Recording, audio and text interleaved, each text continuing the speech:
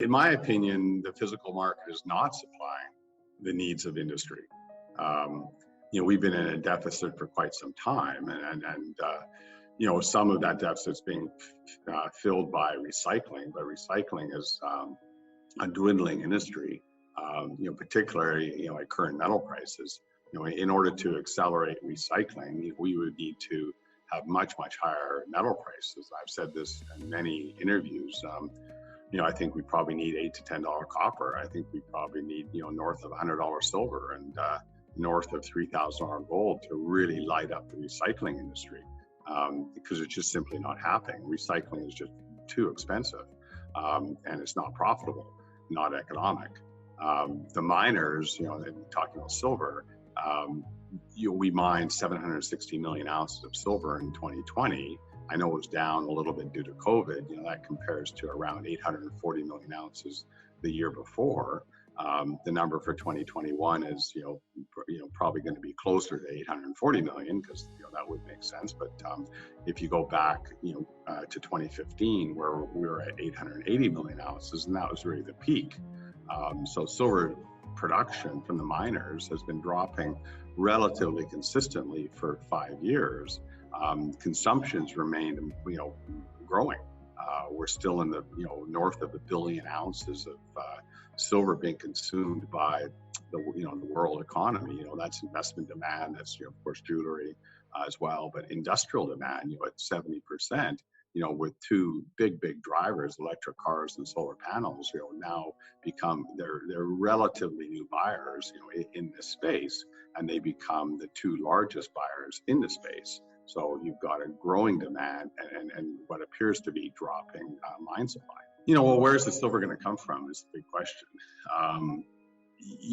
This whole new Green Deal, of course, there's a lot of demand on metals. This is one thing that's kind of lighting up the mining sector and metal sector, because governments around the world are wanting to go green. They're wanting to get off oil and gas. I think their wishes, are going to take longer than what they're suggesting. I don't think we're going to be off oil and gas by 2030 or even by 2040, because it's just too big of a job to do. There's just not enough metals or actually not even enough manufacturing facilities or capabilities to even change the way the planet,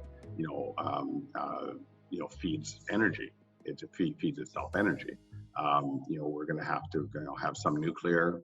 The nuclear industry is going to have to be expanded.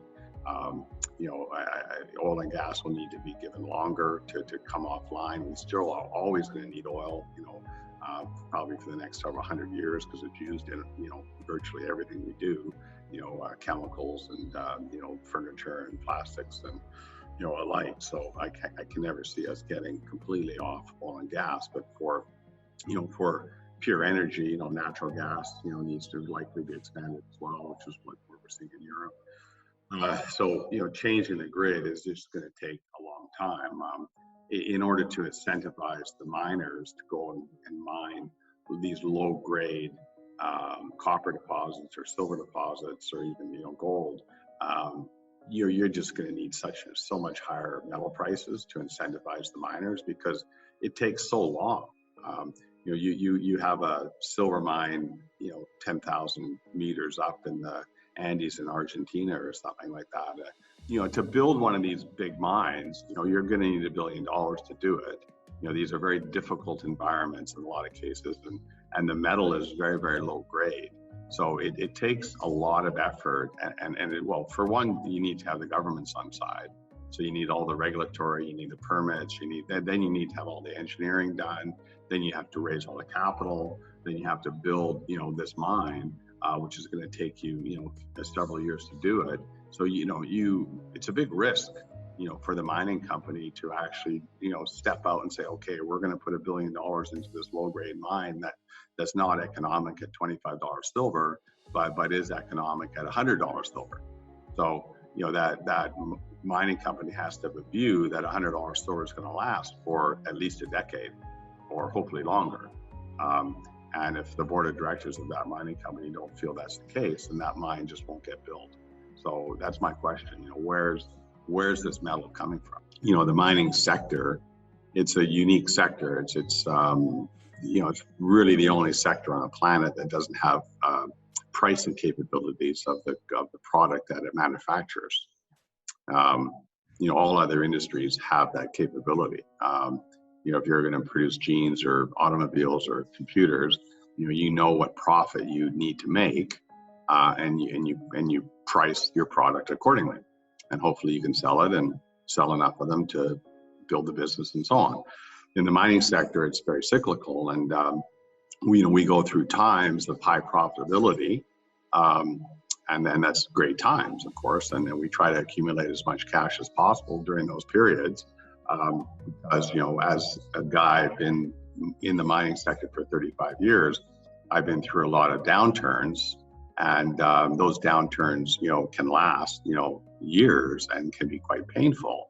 And if you haven't prepared yourself for that, you could, run into some serious difficulties. In order to get into another business like refining or even minting is another area that I quite like. You see the products behind me right now. These are products that we have minted, and owning more of that supply chain does make sense, and it's something that I've considered many times, and it may happen. It just finding the right business combination that makes sense for us and the potential partner or seller. Those are the types of things that are often hard to accomplish, right? That's why things like that take a while. But yeah, it's closing that loop would be of interest. But it's the way the whole system just works.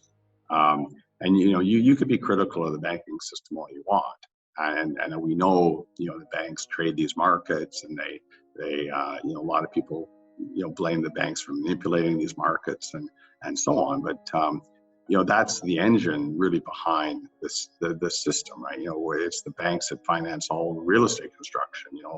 It's the banks who finance ship construction. It's the banks who finance the mining sector. But banks are there. They're integral to our structure, our business. So our silver goes out the door. We need to get payment, right? And we need to get payment quickly, right? We get emails from groups in India and Korea and Japan and all around the world saying, hey, we want to buy your silver production. Well, for one thing, we would have to hire a staff of people just to manage that. We'd have to do due diligence on the buyer to see if they're legitimate.